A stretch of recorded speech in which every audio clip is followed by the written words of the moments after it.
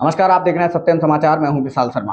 Kanpur connection और वर्तमान में सीओ भोगांव पर लगे आरोपों के बाद आखिरकार सीओ भोगांव एक बार मीडिया के सामने आए हैं और उन्होंने अपना पक्ष रखा है। हालांकि 2 दिन पूर्व ही सीओ भोगांव को शासन द्वारा निलंबित कर दिया गया है। बीते 10 वर्षों तक जनपद कानपुर में तैनात रहने वाली वर्तमान में भोगांव पर तैनात रहे सीओ ऋषिकांत शुक्ला पर सीट की जांच में 100 करोड़ की बेनामी संपत्ति का दावा किया गया है, जिसके चलते शासन की ओर से उन्हें निलंबित कर दिया गया है। कानपुर कनेक्शन के विवादों में फंसे सीओ ऋषिकांत शुक्ला आखिरकार मीडिया के सामने आए और उन्होंने मीडिया के सामने अपना पक्ष रखा है। उन्होंने अपना पक्ष रखते हुए बताया है कि उन्होंने सर्विस में रहते हुए जिन गैंगों पर कार्यवाही की थी, उन गैंगों की मिली जुली शॉर्टकट के चलते उन पे इस तरीके के आरोप लगाए गए हैं और उन्होंने अपना पक्ष रखते हुए क्या कुछ बताया है, अब जरा यह भी सुनिए। मेरे अखिलेश दुबे जी से एक लीगल एडवाइजर और एक पुलिस अधिकारी के संबंध है।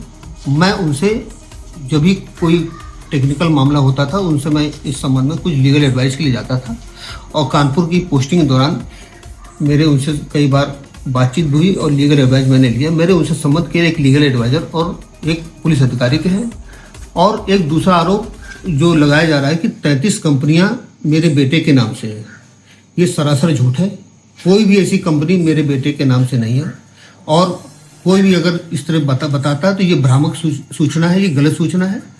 और कुछ प्रॉपर्टी बताया गया कि मेरे पास एक आर नगर में मेरे दोस्त देवेंद्र द्विवेदी हैं, उनके 92 करोड़ की प्रॉपर्टी, 11 दुकानें जो 92 करोड़ की प्रॉपर्टी, ये सरासर गलत है। आज मेरे देवेंद्र दोस्त हैं और मेरी उनसे बात भी हुई थी। ये तो उनको भी जानकारी नहीं है कि उनके नाम से कोई प्रॉपर्टी स्वरूप नगर या आर नगर में है। तो उसके लिए उन्होंने कहा कि मैं खुद इस बात के लिए मैं आश्चर्यचकित हूँ कि इस तरह मेरे ऊपर कैसा आरोप लग गया। उसके बाद दूसरा एक ये हो रहा है कि मेरे पास 100 करोड़ की प्रॉपर्टी है। मेरा अखिलेश दुबे जी के साथ कोई कंस्ट्रक्शन कंपनी थी, उसमें 100 करोड़ टर्नओवर है। ये सरासर गलत है।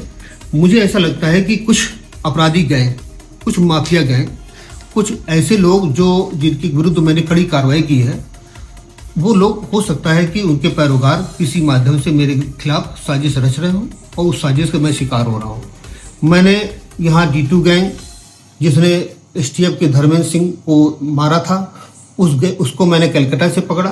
1 लाख रुपए शासन ने उसको रिवार्ड किया था। उसका एक भाई 2 लाख रुपए रिवार्डेड था, जिसको मैं दिल्ली स्पेशल सेल के साथ मैंने पकड़ा था। इसके अलावा मैंने D2 गैंग को पूरी तरीके से नेस्त नाबूद किया यहाँ से, जो कि 30 दशक से यहाँ पर आतंक फैलाए हुए था। इसके अलावा बहुत से ऐसे मादक पदार्थ तस्कर थे। मुन्ना बजरंगी गैंग के स्कूटर्स को मैंने इनकाउंटर में मारा, मुठभेड़ में मारा।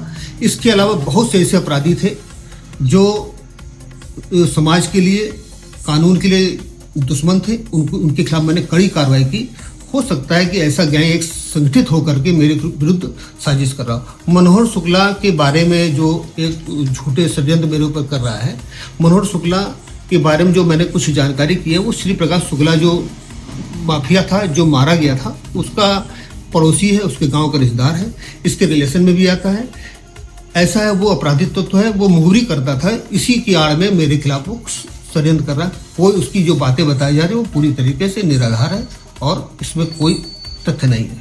जहाँ तक SIT के द्वारा मुझे सूचना देने की बात या मेरे विरुद्ध संपत्ति की जांच के बारे में बताया गया, तो मुझे कोई भी SIT के द्वारा ऐसी सूचना नहीं दी गई कि आपके विरुद्ध या आपके पास 100 करोड़ की प्रॉपर्टी है। और जहाँ तक मेरा पूर्व CP श्री अखिल कुमार सर के बारे में या SIT के बारे में यह कहना है कि उनको कुछ लोगों के द्वारा गुमराह किया गया और जिससे उनको गुमराह होकर के उन्होंने मेरे विरुद्ध रिपोर्ट भेजी है। और जहाँ तक मुझे लगता है कि अगर मैं उनको स्पष्टीकरण अपने देता तो वो भी संतुष्ट हो जाते। मुझे अपने उच्च अधिकारियों पर, जांच अधिकारी पर और सरकार पर, मुझे शासन पर पूरी तरीके भरोसा है। मुझे जहाँ बुलाया जाएगा मैं वहाँ पर जाऊँगा और मैं अपनी बातों को तथ्य सहित रखूँगा।